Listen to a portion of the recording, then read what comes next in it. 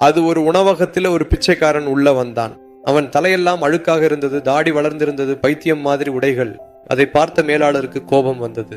இந்த பிச்சைக்காரன் உள்ளே ஏன் வந்தான்? வாசனை வரும் உடைகள் போட்டுக்கிட்டு பெருமையாக வந்து உட்கார்ந்திருக்கிறானே, இது ஏதாவது பிச்சைக்காரர்களுக்காக கட்டப்பட்ட உணவகமா என்று சொல்லி உள்ளுக்குள் எரிச்சலாக இருந்தான்.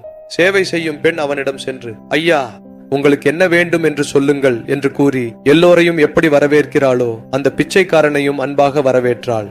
அவன் சொன்னான், ஒரு ரவா தோசை போடுங்க, ஒரு பசரட்டு போடுங்க. அவள் விரைவாக உள்ளே சென்றாள். அழகாக எடுத்துக்கொண்டு அவனுக்கு பரிமாறினாள். மேனேஜருக்கு மிகவும் கோபம் வந்தது. அந்த பரிமாறும் பெண்ணை மேனேஜர் அழைத்தாரு. உனக்கு புத்தி இருக்கிறதா?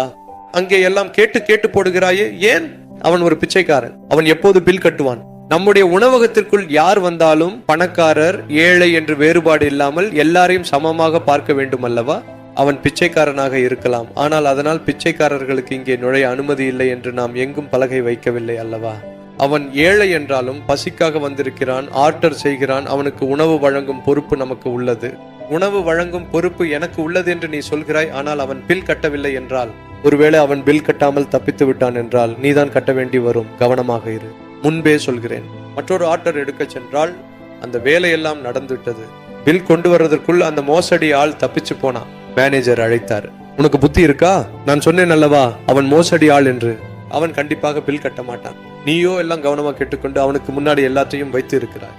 பார் என்ன நடந்திருக்கிறது. அவன் பில் கட்டாமல் போய்விட்டான். இப்போது நீயே கட்ட வேண்டும். அர்த்தமாயிற்றா? பாவம், அவர்களுக்கு எதுவும் புரியவில்லை. அப்படியே கட்டுறேன், ஆனால் என் தர்மத்தை மட்டும் நான் செய்தேன். வந்தவர்களை ஏழை பணக்காரர் என்று வேறுபாடு இல்லாமல் தர்மம் செய்தேன். சில சமயம் நல்லது செய்தால் கெடு எதிராக வரலாம். என் சம்பளத்தில் அவனுக்கான அந்த பிழை கழித்துக் கொள்ளுங்கள். போய் சுத்தம் செய், பிளேட்களை சுத்தம் செய். அப்படியே சார். அந்த பிளேட்களை சுத்தம் செய்கிறாள். ஒரு பிளேட்டை எடுத்த போது அந்த பிளேட் கீழே ஒரு சிறிய ஸ்லிப் இருந்தது.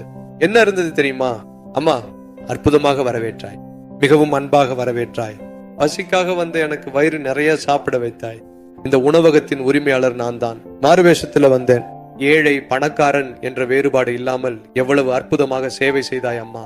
முகமூடியை அகற்றுகிறேன். உனக்கு மேலாளர் பதவி அளிக்கிறேன். வாழ்த்துக்கள்.